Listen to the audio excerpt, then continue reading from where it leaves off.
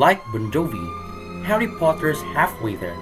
Also like Bon Jovi, he's living on a prayer. Unlike Bon Jovi, though Harry Potter isn't only a living on a prayer, he's got the usual cast of awesome sidekicks to keep him company. Not to mention some tricksy wand work and hand dandy potions. This is the fourth installment of 8 and things are starting to get very interesting. Sure, the last movie featured a prison break and some weird things called dementors that can suck out your soul. But that's nothing compared to the horrors that await Harry and his friends in this episode.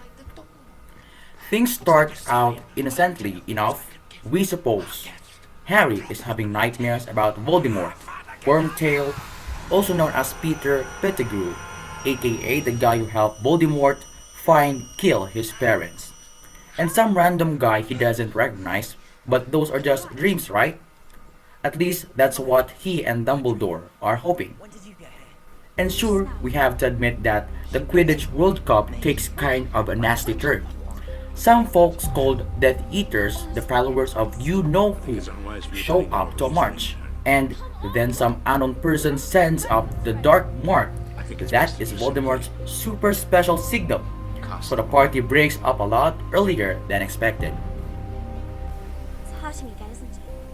But all that aside, the school year looks like it's shaping up to be super fun on account of the Tri-Wizard Tournament. What's a Tri-Wizard Tournament, you ask? Well, it's a competition between 3 wizarding schools, the Hogwarts, Durmstrang, and Box Batons. Hogwarts is hosting this year, and so the students and headmasters from the other 2 schools are there visiting. Wait, you need a signed permission slip to go to Hogsmeade, but it's totally cool to have a potential fatal tournament at school. So, that all sounds fun, right? New students to befriend or crush on are always welcome, and who doesn't like a little friendly competition between schools? Well, about that, this competition isn't exactly a volleyball game. The challenges students are going to face involve potentially life or death situations. Yes, that's right. The students competing will be in serious danger. That's why the powers that be for that games have agreed that students competing should be 17. Whew, what a relief! Harry and his friends are well under 17 and tend to find themselves in sticky situations. So we're kind of glad they aren't eligible for anything that already advertises itself as potential fatal. And Dumbledore is pretty serious about enforcing the age rule. He's placed enchantments on the Goblet of Fire. Ah, the title makes sense now. Where students submit their name for consideration, and from what we can tell, it's very hard to get past them. Just ask the Weasley twins who end up being turned into old men when they try to trick the goblet into letting them enter. However, it turns out that someone manages to get past the enchantments and enters an underage student. The Edge of 17. Who? Come on, you know who? No, not you know who. It's Harry, of course. He can't stay out of trouble for too long. And of course, the goblet ends up spitting out Harry's name along with those of 3 other champions, Cedric Diggory, Fleur Delacour, and Victor Krum. So yeah, even though Harry is younger and less experienced wizard, he has to compete in all these super dangerous contests. Oh, and a lot of the other students hate him because they think he cheated to get in the competition. Poor Harry. With a little help from his friends, though he manages to make it through all 3 tournaments task unscathed. One of those friends includes the new defense against the dark arts teacher, Alastor Moody, who seems to go out of his way to help Harry out. At first, we think that's just Moody being a good guy and trying to even out the playing field for that much younger Harry. How wishful thinking we're afraid.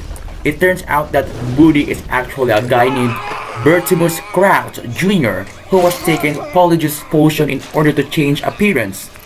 Barty Jr. is a Death Eater who was supposed to be imprisoned in Azkaban, but he'd escaped and made his way to Hogwarts to make trouble for Harry.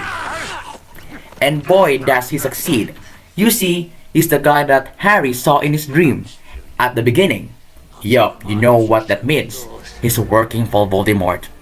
He's the one who made sure Harry's name made into the Goblet of Fire, and he's the one who, it turns out, has reached the Triwizard Cup as fourth key, which is kind of like a teleporter, to take Harry directly to Voldemort right as he's about to win the whole tournament. Not your average blood donation.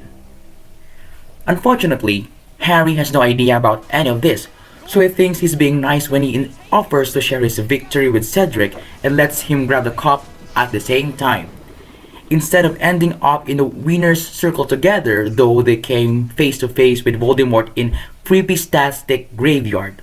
Voldemort's first act, telling his assistant Wormtail to kill poor Cedric. We should explain that Voldemort isn't really quite himself when Harry first arrives in a graveyard. You see, V is kind of a shell of his former self and has this weird, almost fetus-like body. With Wormtail's help, though he fixes all that, which involves trapping Harry and using his blood to bring himself completely back to life. Harry manages to escape, but he's hardly feeling victorious when he makes it back to Hogwarts. He's devastated about Cedric's death, and you know the whole bringing Voldemort back through his blood situation. Dumbledore and friends finally realize that Moody is an imposter and capture him, but the damage is done.